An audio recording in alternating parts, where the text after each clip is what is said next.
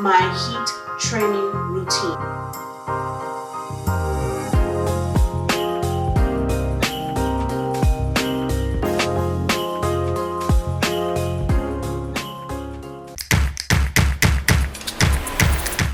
Hey guys, good morning. It's the next day and excuse my eyes are super fat and swollen. I literally just woke up.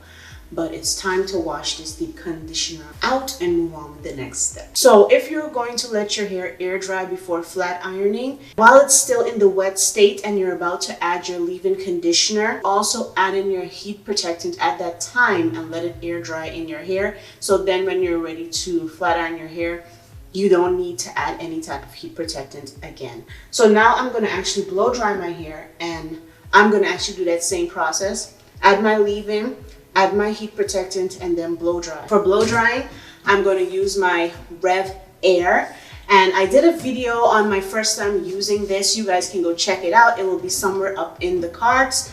But since that video, I have really kind of mastered and figured out how to really get a super straight look from the Rev Air. The first time, girl, I was just trying and doing what I saw the other people's on YouTube's do. But I kind of figured out the key to this Rev Air. A lot of people, you would notice, would actually pump the Rev Air, which no, that's not what you're supposed to do. You need to maintain the, oh my god, my hair feels so soft. Ignore me. All right, so I'm gonna demonstrate really quickly. All right, so I'm gonna put my hair out of the way so I can work with one section at a time. All right, so I have this one section here. So for my leave-in conditioner, I will be using the Curl Activator Moisturizer.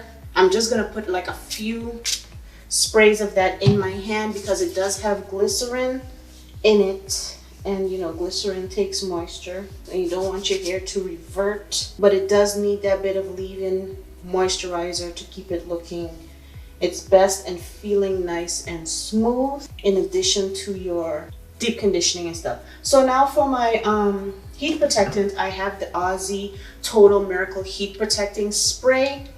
I'm just going to spray that onto my hair very generously, especially on the ends, which are the oldest parts of my hair. So they definitely need the most protection. And then over that, I'm just going to add a tiny bit of the Chi Silk Infusion, like the tiniest amount. This is even a bit too much. Then I'm going to go through my hair one time to detangle, just to make sure that everything is still nice and detangled. And I like to use my Rev Air. It has 3 settings: no heat, low heat, and high heat. I use it on high. But the high heat for a Rev Air is not like heat, it's just, you know, more. And the suction speed, I like to turn it up because I have 4C hair, so I want it to be as straight as possible before I put the flat iron to it. So I have it right now at a 4. And let's go.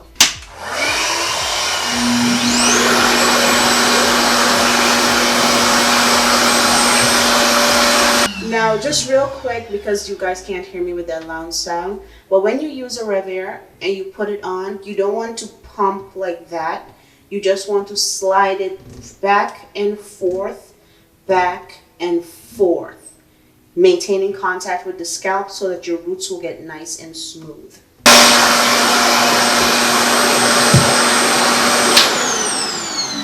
So you see that? Down to the roots are nice and smooth. Last time when I did it, my roots were so puffy.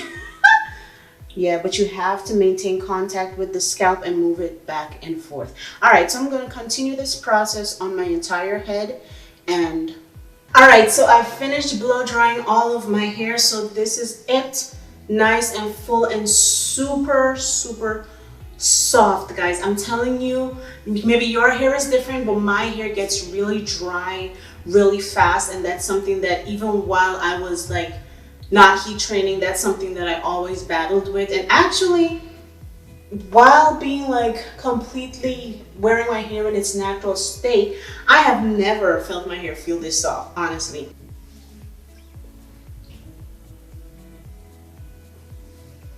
And one thing you want to ensure while you're in the blow dry stage, before you flat iron, make sure your hair has movement. Because if your hair is stiff after a blow dry, it will definitely be stiff after you flat iron. And the type of products you use in your hair during the blow drying or before the blow drying process actually plays a huge role in that. If you use something heavy, your hair will be heavy and weighed down. It will not be light and flowy. And side note, don't use heavy products on your hair before a blow dry. Do not use any type of oils or butters or thick conditioning creams, because that's a recipe for heat damage, okay? All right, so the flat iron that I love to use is this HSI Professional. It's a ceramic flat iron. There are also titanium flat irons, but I think those should be reserved for professionals in a salon setting because they get really hot and it can completely fry your hair. So this flat iron goes all the way up to 450 degrees, but I'm going to use it at between 375 and 400, not higher than that because you're just asking for trouble. All right, so let's get flat ironing. All right, so I went ahead and parted my hair down the middle, and then I parted this half in half. So I'm gonna work in quarters, starting from the back. And I do the chase method. And I go over my roots a few times since that is the toughest part, but as I get down to the end, I move a little bit quicker since those are the oldest parts and the parts that are not as kinky and tightly coiled.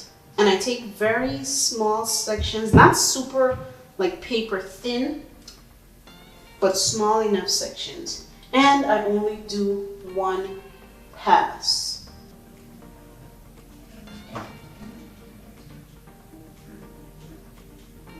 Now on to the next side.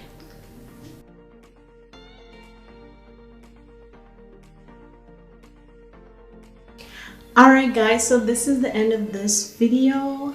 I have done my hair. I've shown you guys my routine from start to finish. As you can see, it is super silky, smooth, and straight. It has a lot of movement, a lot of body. See, all that good stuff. So that's it. I just wanted to share my routine with you guys. And in the next video, I think I'm gonna show you guys how I preserve my hair, how I keep it straight for an entire month without frizzing up and getting all disgusting and whatnot, so that we don't have to continually keep putting heat on our hair for at least a month. So